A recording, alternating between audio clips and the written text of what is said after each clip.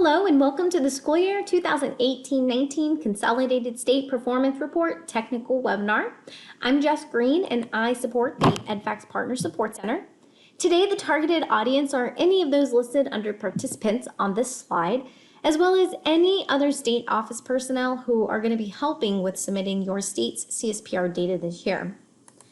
This is the agenda for today's webinar. We're going to review all the new features that are available with the CSPR data collection this year via the brand new APR tool, which is going to be the new platform that you're going to be using. We'll review what's new this year, what the APR tool and the CSPR tool are, also reviewing the enhancements that are available with the implementation of the APR tool, and some CSPR Part 1 and 2 process changes, followed by a technical demonstration of the APR tool. After that, we're going to review which ERS reports are still available to you, the BRSI, if you're unfamiliar with it, some CSPR frequently asked questions, and finally, additional resources that are available to you.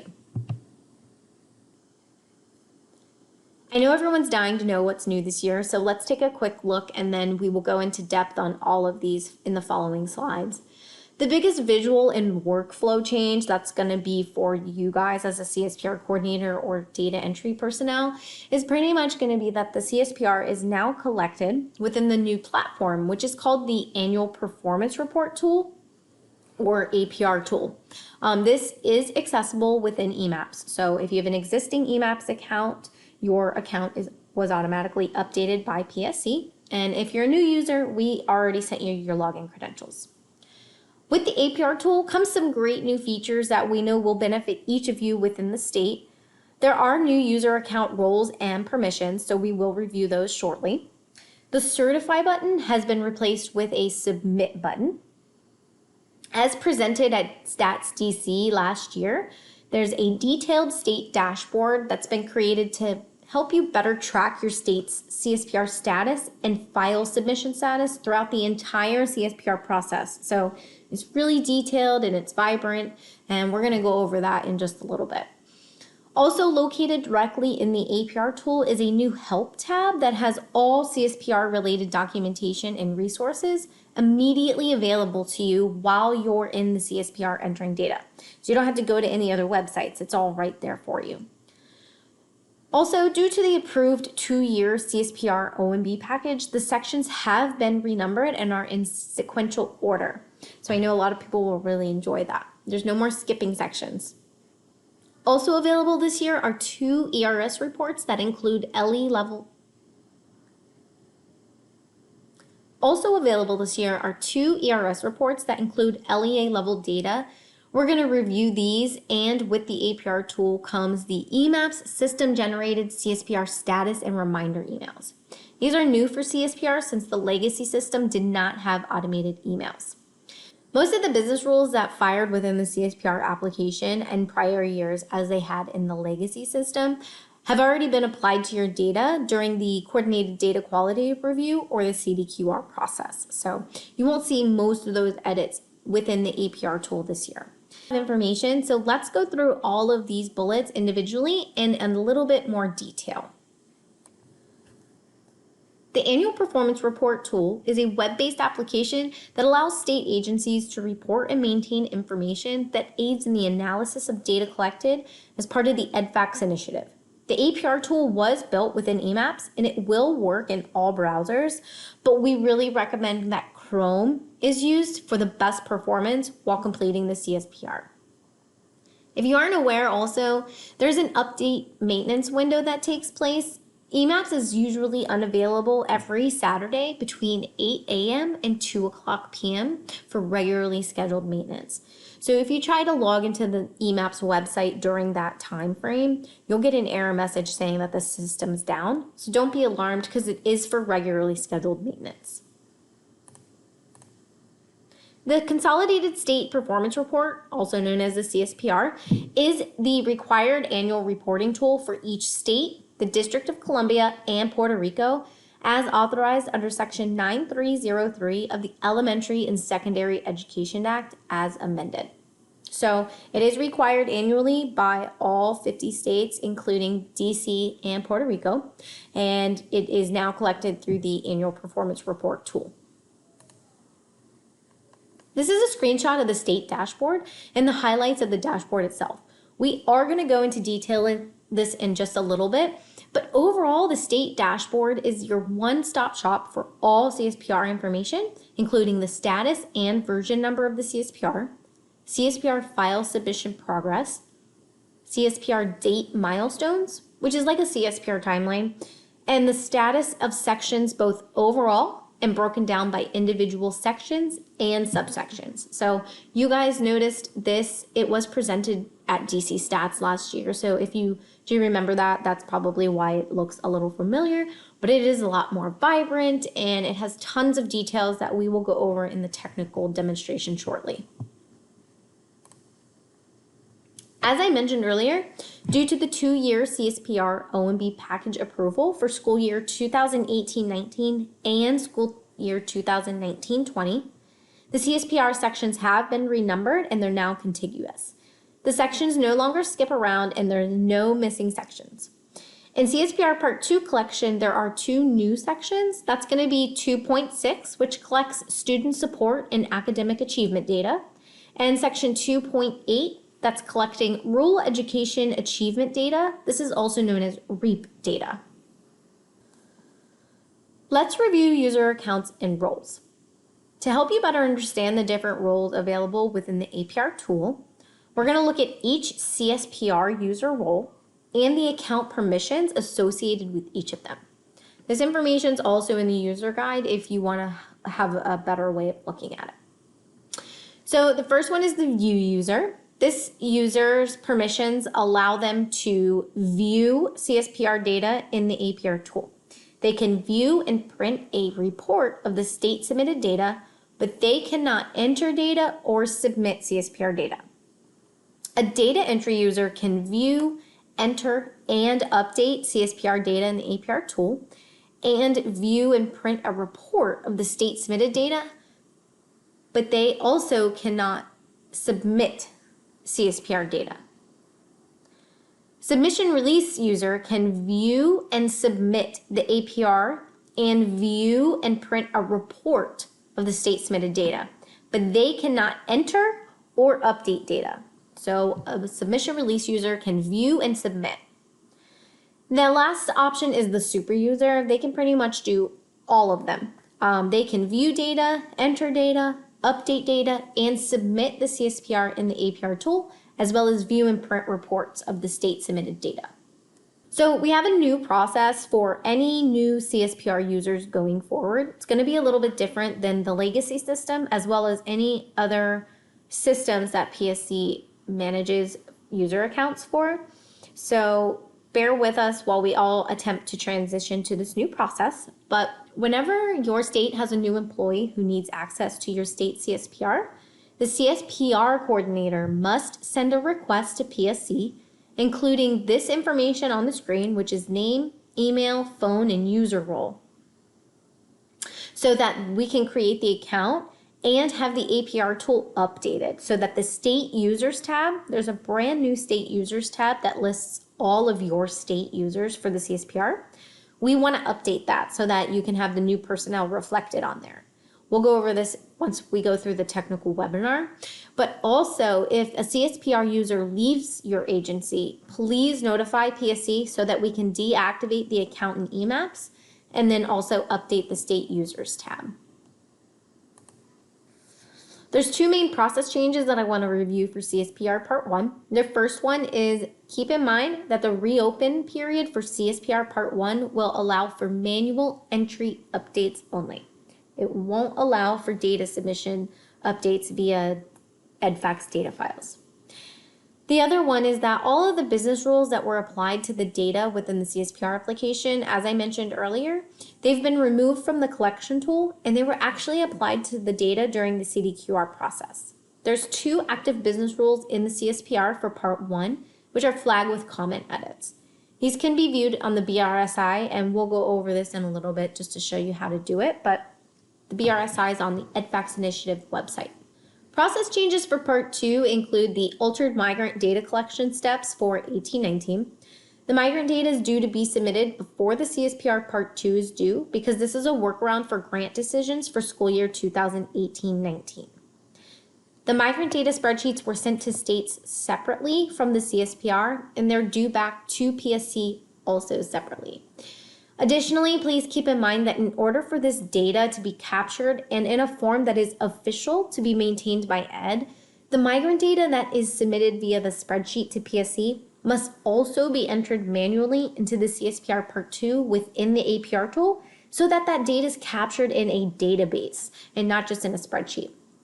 This allows that migrant data to be validated during the reopen period for Part 2. In the event that there's an issue with the data, that will allow the triggers of any business rules to take place.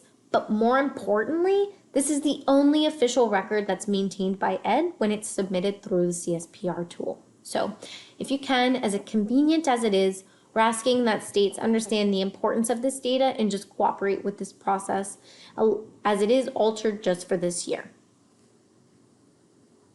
Regarding business rules, the active business rules enabled in the APR tool for CSPR Part 2 are on manual entry data fields and fatal errors. So there are fatal errors that can occur in CSPR Part 2. Last, I mentioned earlier that 2.8 is a new section in CSPR Part 2. It collects data on LEA's use of rural low-income schools program grant funds. There are 5 new sections collecting data with an additional collection of LEA grant funds. So now we're going to switch gears for a little bit and we are going to go through the technical webinar. I'm going to log into eMaps here and then we can get started. Upon accessing the eMaps login screen, you want to click I agree to accept the Department of Education's warning banner, and then you can enter your username and password. If you have an existing eMaps account but you don't know your password, you can click the Forgot Your Password link, which will allow you to enter your username, not your email address, and then click Send Email, and an individualized link will be automatically emailed to you, allowing you to actually reset your password on your own. But if for any reason you still can't get logged into eMaps, just give PSC a call so we can help you. So I'm going to go back to the sign-in page, and I'm going to enter my information so that I can log in to my eMaps account. Upon logging into eMaps, you'll be routed to the EdFacts portal. If you're unfamiliar with eMaps, this is where the links are to access individual data collection surveys. If you have permissions to other eMaps data collections, you'll have additional sections and/or survey links on this EdFacts portal page. To access CSPR Part 1, you're going to click on the CSPR Part 1 link under Consolidated State Performance Report, which is going to route you to the CSPR State Dashboard. This is the CSPR State 1 dashboard, which is full of information and super vibrant. But before we go into any further details on the dashboard, I just want to show you how to individualize your eMaps profile if that's something that you would like to do. The information that I'm about to go over is also in the user guide, but this includes step-by-step instructions to help walk you through the process. So in the top right-hand corner, you can click the profile icon and select Edit Profile. Here you can update your information as well as your profile picture. Now that's not required, but you can update it if you want. So here you can update your name, email, and then you can also add your phone number, address, and mailing address if you would like. Again, it's not required, but this is how you would do that. Also, you can actually adjust settings. So I'm going to go over how to do that. If you go to the settings option, it's going to give you a bunch of different tabs. So in settings, please don't adjust anything on the regional tab, but if you do want to update your password, you can do so on the password tab. The old password is going to be the one that you actually logged into your account with, and then the new and confirmed password is going to be the new one that you'd like to create.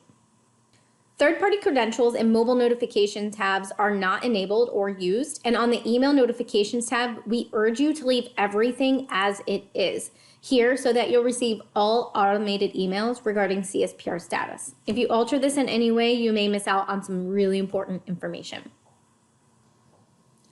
We're going to go back to the dashboard. To do that, you just click Dashboard in the top left corner from the menu bar. So now that we're back at the dashboard, you can see how nice and pretty it is all laid out. For starters, the picture banner at the top is the same for all states and it cannot be changed. But otherwise, this is your awesome state dashboard. So we're going to go over every aspect of it just so that we can help you have a better understanding of how to utilize the dashboard to manage your state's CSPR. This top menu bar has quick navigation to the dashboard, which we'll review shortly, the review and submit screen, and the managing error page. We'll review each of these tabs in detail throughout today's technical demonstration, but first I want to review the Help tab because I think it might be most beneficial to you throughout the process of submitting your state CSPR. We're really excited about this Help tab because we think it'll be extremely helpful for CSPR users as well as state personnel that maybe are just entering data in the CSPR so that they have these documents readily available for them while they're actually entering data. So on this first tab is a direct link to resources. These are going to be things like the BRSI and the CSPR data key and crosswalk. All three of which are pretty much going to be the main focuses when you're trying to validate errors or try to figure out what data is populating into which section of the CSPR. If you need help understanding any three of these documents, please contact PSE so we can walk you through it.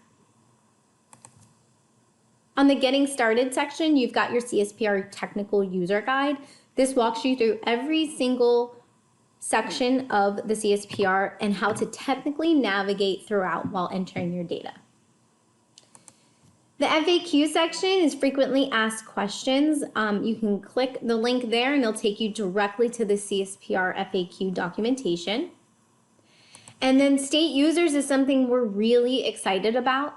Basically what state users is it's going to give you a snapshot of every single user that you have accessing your state CSPR along with their user role and their contact information.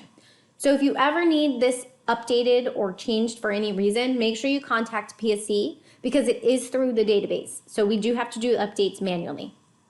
Last, contact support. This is PSE's contact information. So if you're frustrated or you're having issues with submitting your state CSPR or validating data or anything else, this is where you can find our contact information quick while you're logged into eMaps. So we're going to go back to the state dashboard. And we're going to go ahead and go over some of the information that we see here. The status displayed here in the left corner in progress for this example is an overall status of your state CSPR. Initially, it is in a not started status, but as soon as you begin editing a section and save it, this status will change to in progress. Also, version history reflects if a new version has been created of your CSPR. The original version will always be version 1.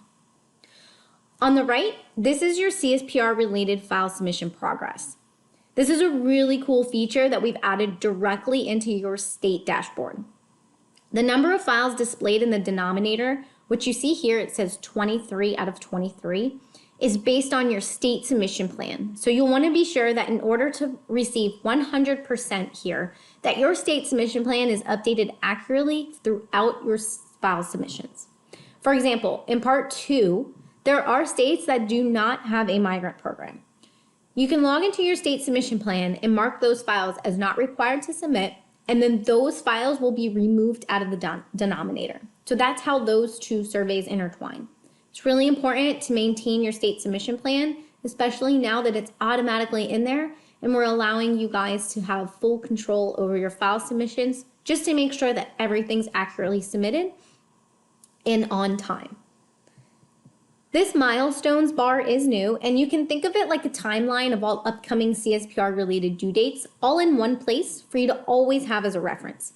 As a date passes, the blue milestone bar will continue to move forward.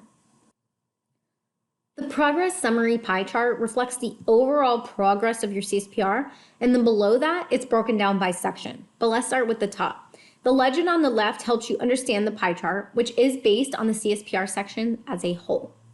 This pie chart will update as you start entering sections and manually adding data, and then finally marking sections as ready to submit. The goal is to have all of the pie chart purple so that you can submit your state CSPR.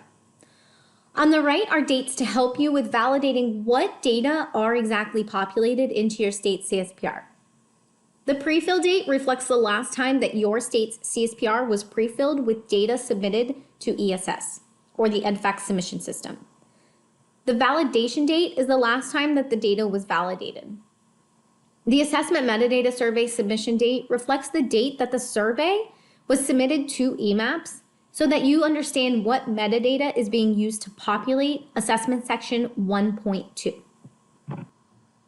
The bottom section of the state dashboard is reserved for information on each section and subsection of the CSPR.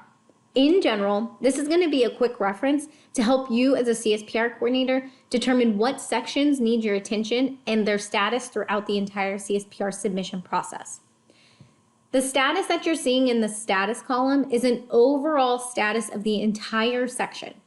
Also displayed here will be any warnings or errors that can be cleared with an explanation, or fatal errors which must be addressed before submission or certification can take place. Also keep in mind that there are only fatal errors in CSPR Part 2 this year. Let's talk navigation. There's two ways to navigate throughout CSPR sections in the APR tool. To start, from the dashboard, the first option is to use these navigation trees to the left of the section numbers, which also look like plus signs. By clicking the plus sign, you can expand the section to view the subsections of each section to navigate directly to them. Also here, you can see a status for each individual subsection when you expand the main section. So for the status of section 1.1.1, it's not started. But if I look at section 1.2, it'll show me all of the academic sections, and you can see that some of them are in progress and some of them are not started. So the overall status of 1.2 is going to be in progress. To enter and edit a section from the state dashboard, click the pencil icon next to it.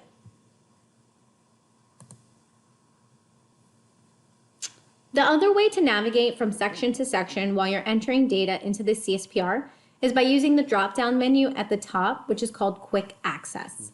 You can easily navigate to any section using this drop-down menu available on any page or section of the CSPR to individual sections and subsections.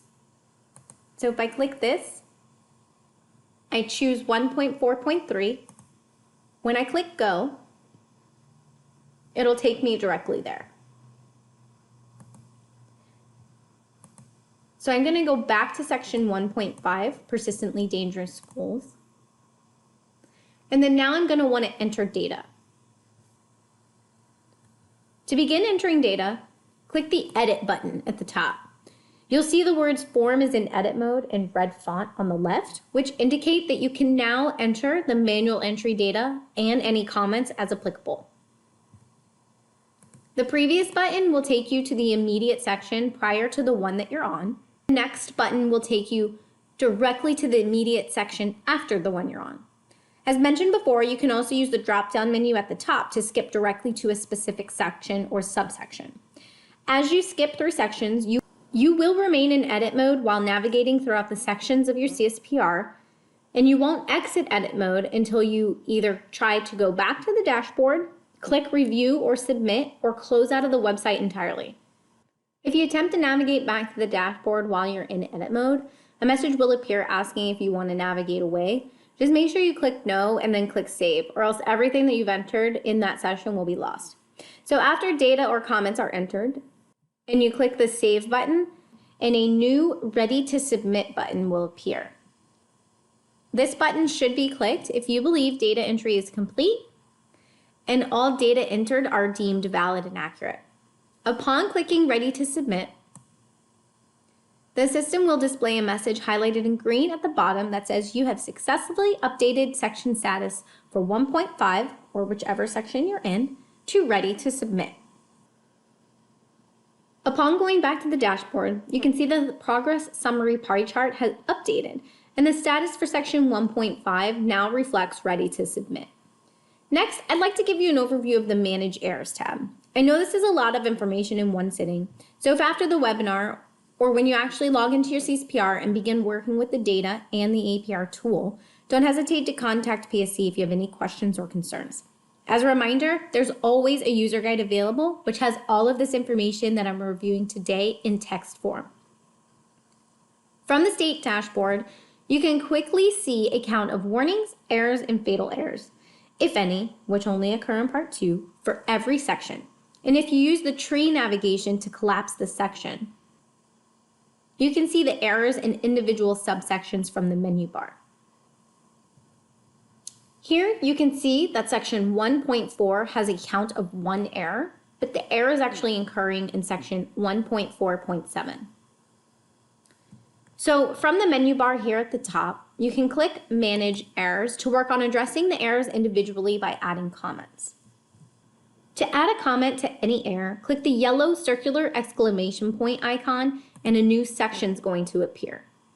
From here, you can select Add Comment and a text box will appear, allowing you to add a comment to explain the error. Additional error messages can be added to the existing group by entering the error number directly into the Comment Errors field. A keyword or description of the error can also be typed into the field. For example, you can type assessment, or you could type migrant, something if you have a lot more errors.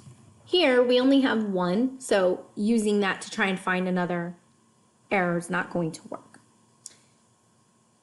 Errors can also be removed from the group by clicking on the blue X to the right. So if I didn't want to add a comment to this, I could actually just cancel it out and it'll close it out completely. For now, I'm going to click this, I'll add my comment, and I can click Save Comment. Once I click Save Comment, you can see that there's now a green check mark under the comment, meaning I've added a comment and it is good to go. Those are flagged with comment errors. Additionally, you can export all errors into an Excel spreadsheet by clicking this Export All Errors button here in the top right corner. What you would do is just click this blue CSV link and then follow your browser's prompts to download the CSV report. I'm going to go back to once you're done, just click the Done button and it will route you back to the Manage Errors page. The Reports tab is where you'll find both a DocX and Excel version of your state's CSPR, both in pre- and post-submission process. There are no longer PDFs of CSPRs, but instead you will have this DocX version. Before submission, you're able to view the DocX, which will display information as it's entered into the CSPR application. Once your CSPR is submitted, you will see the final version of your submission along with the version number and status. Note that the privacy-protected versions of the DocX will not be available until after the reopen period has closed, and the DocX versions have been uploaded by Ed. Once available, a hyperlink will be present in the protected version column. PSC will notify states when these links are available. If we return back to the dashboard, I do want to show you a specific feature in a specific section. It's under 1.2, and it's for specifically ELs. And it's when you're entering the native languages that are offered. So we can actually jump directly to 12512. I'm going to click the Edit button that's going to allow me to answer these 3 questions. So just to show you specifically, it's in the languages column that I would like to show you. So if your state does offer the state mathematics, reading language, or science content tests in a student's native language, you will respond yes to this. And then you're going to get additional responses that are required. So if yes, it asks if the test considered to be trans-adapted assessments. You can answer yes or no. What I do want to show you is the languages column, which is required if you're answering yes to this.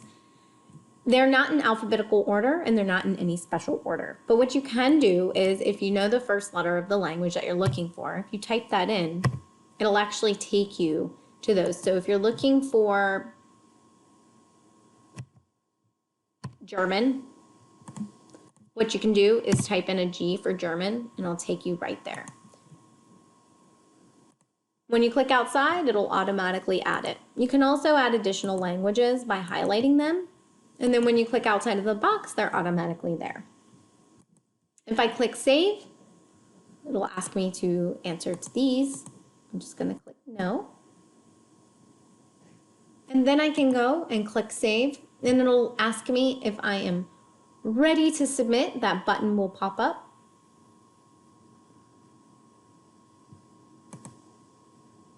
And then my green confirmation will show up at the bottom, confirming that I have marked the section as ready to submit. Once all your data have been validated and you return to the dashboard and confirm that all of your pie chart is purple and all of the statuses for each of your sections are ready to submit, you are ready to submit your CSPR. So back to the menu bar at the top, if you click Review and Submit, the system will direct you to the Review and Submit page. Here, you can page through your CSPR and review it one last time in view mode by using the Next and the Previous buttons once it appears. If you do need to make edits at this point, you can click the Edit button and the APR tool will allow you to make edits to that section. If you're ready to submit your APR and begin the certification process, you can actually just click the Submit APR link on the left-hand navigation bar. This will route you to the certification page. To begin the submission process, click the Edit button. You'll notice that the form is now in edit mode. On this page, the last steps of submitting your CSPR are entering the information of the person of who to contact if there's any issues with your state CSPR or any follow-up questions. The text at the bottom is the certification language that you are going to confirm you acknowledge by clicking the Submit APR button. Additionally, there is a direct link that will allow you to view your state's pre-submitted CSPR one final time before submission. To submit your state's CSPR, click Submit APR.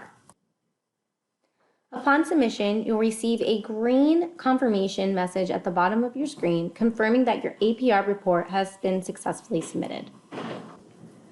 Upon returning to your state CSPR dashboard, you'll notice that the overall summary progress pie chart is a bright green. This indicates that your state's CSPR is now submitted. Additionally, in the top left corner, the status of the CSPR is also noted as submitted.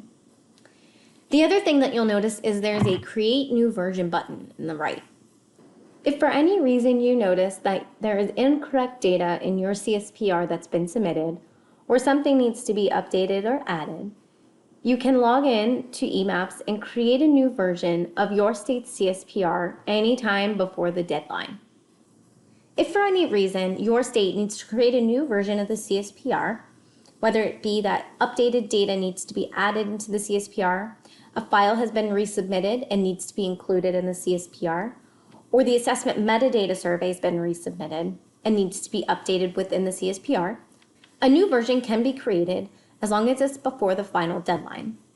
To do that, you simply create new version by clicking the button in the top right corner.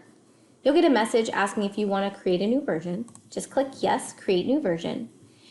And then you'll notice that the entire CSPR is going to revert back to the final status that it was prior to submission, which is ready to submit.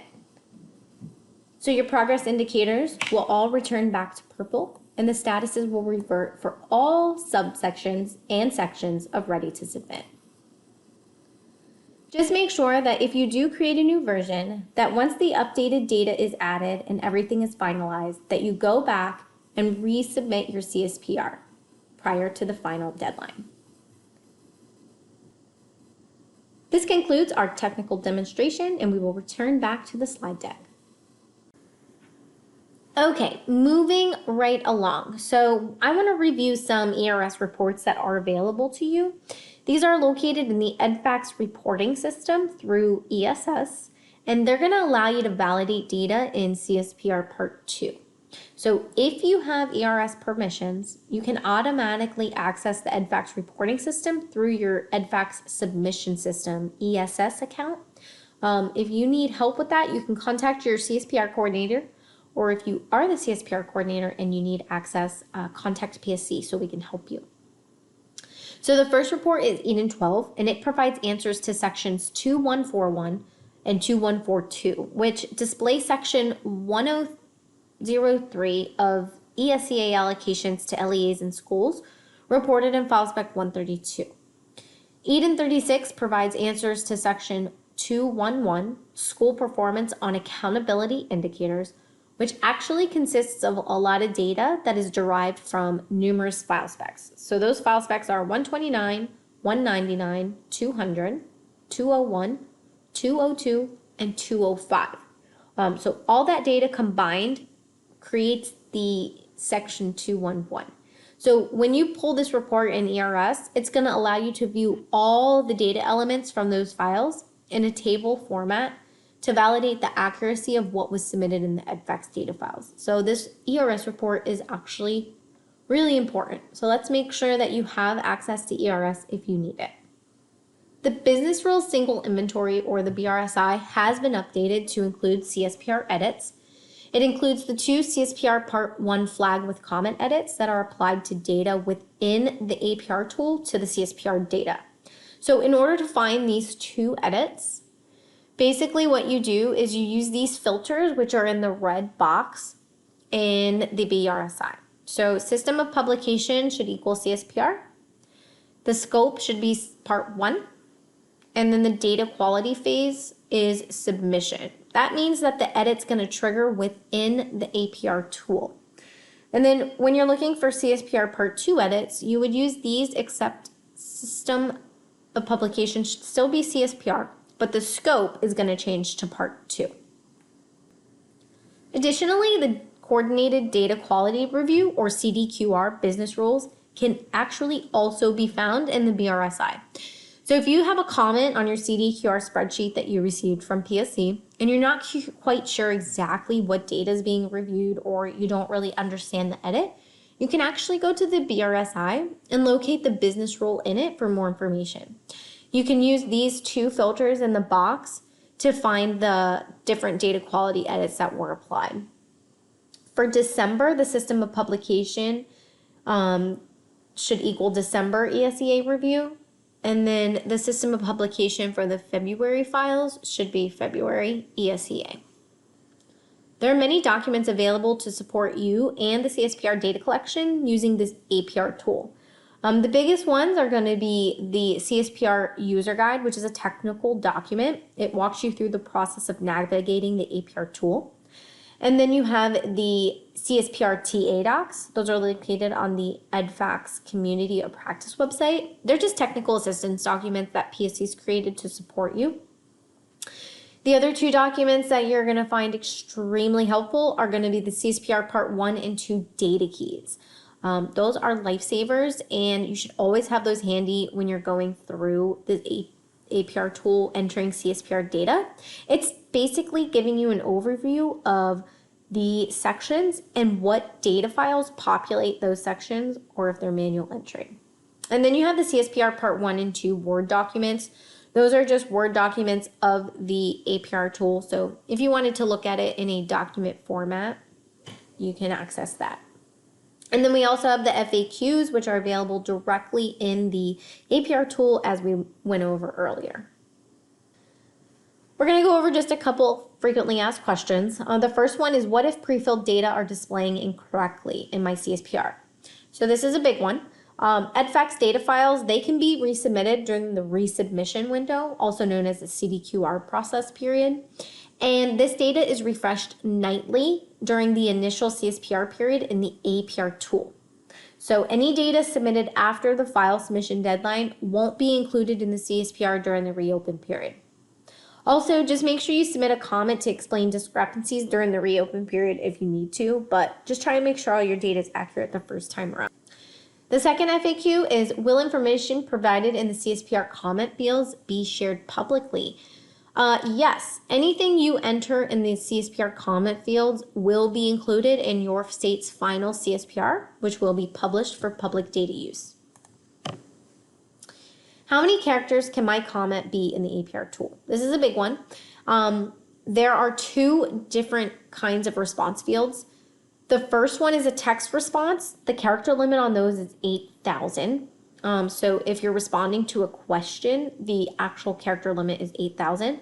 But additionally, each question has a comment box at the bottom of each question. This basically allows states to add additional input if needed.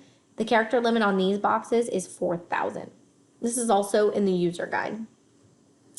Last, if you have any questions policy-wise or technical navigating the APR tool, or if you just need a user account or you have questions or issues with your user account, just make sure you contact PSE. This is our phone number and our TTY contact information, as well as our email. We're always available Monday through Friday, 8 a.m. to 6 p.m. Eastern Time, except for federal holidays. And then on the due date of CSPR Parts 1 and 2, PSE is available via email until 8 o'clock p.m. So we are available later on close dates. That concludes our webinar for the 2018-19 Consolidated State Performance Report Technical Webinar. If you have any questions, as always, contact PSE so that we can assist you. Otherwise, I would like to thank you for listening in today and hope you have a great day. Thank you.